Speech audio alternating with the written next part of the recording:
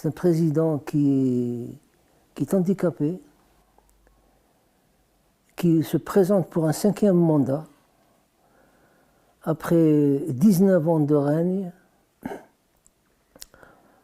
au cours desquels il a compromis tout l'avenir du pays.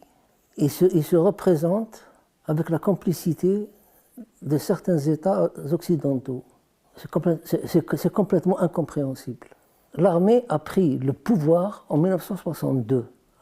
Elle a mis de côté le gouvernement provisoire de la République algérienne, qui était la véritable instance suprême de la nation, et elle a pris le pouvoir de force.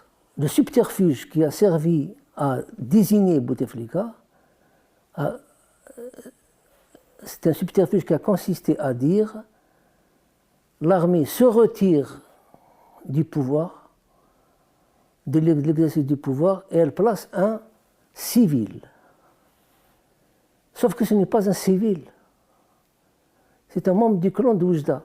Il avait le grade de capitaine ou de commandant, et il a agi en tant que membre du clan d'Oujda en refusant de quitter le pouvoir au terme des 2 mandats. C'est-à-dire que Bouteflika savait, en 1999, quand il a été installé par les généraux, qu'il ne quitterait jamais le pouvoir. Ce parti révolutionnaire, qu'est-ce qu'il en reste? Il en subsiste encore une petite camorra, une pègre, et quelques grands guignols qui font rire la population. Tout le mystère Bouteflika, c'est ça, c'est ce silence qu'on peut dire intéressé des Occidentaux dès qu'il s'agit de Bouteflika. Ce silence, il sait l'acheter.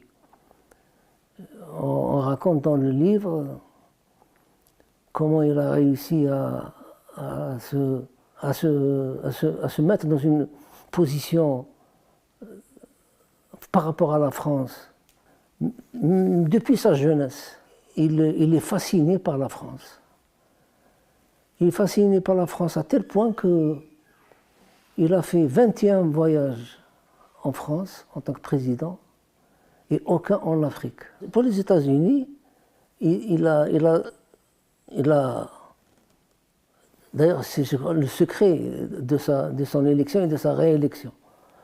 Il a écrit de sa propre main un article qui a été publié par un quotidien américain, dans lequel il exprime la disponibilité de l'Algérie à fournir aux États-Unis tous les hydrocarbures qu'ils voudront. Et que l'Algérie se met au service de la volonté américaine. Les Américains en ont profité. Il a fait une loi sur injonction des Américains qui a été rédigée par une société américaine et qui dénationalise les hydrocarbures, qui ouvre la possibilité aux sociétés internationales, principalement américaines, de venir s'emparer, avoir des propriétés, des sortes de concessions du pétrole algérien. Ce qui est certain, c'est qu'il y a des ombres qui dirigent le pays derrière Bouteflika, et le président n'est intéressé que par la survie sur le fauteuil présidentiel. Il impose sa présence, son handicap, sa maladie, ses hommes, ses clans, il les impose à l'Algérie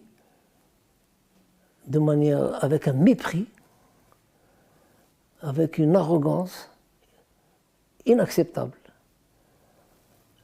comme si l'Algérie était privée d'hommes et de femmes capables de prendre en charge les affaires du pays. Il est très fort sur le plan de la ruse politique, c'est-à-dire de la science du prince de Machiavel, qui consiste à prendre le pouvoir et à le garder. Je ne crois pas que Bouteflika a quelqu'un à sa taille sur ce plan-là, parce qu'il a une qualité, c'est l'amoralité. Il est amoral. Il est au-dessus de la morale. Le second phénomène qui est incontrôlable, c'est la constitution de milices. Milices financées par les lobbies qui tirent profit du système Bouteflika et qui n'accepteront jamais qu'il y ait un pouvoir démocratique plus adapté à l'époque que le pouvoir de Bouteflika. Et si il y a effectivement un cinquième mandat, ce serait alors les funérailles de l'Algérie.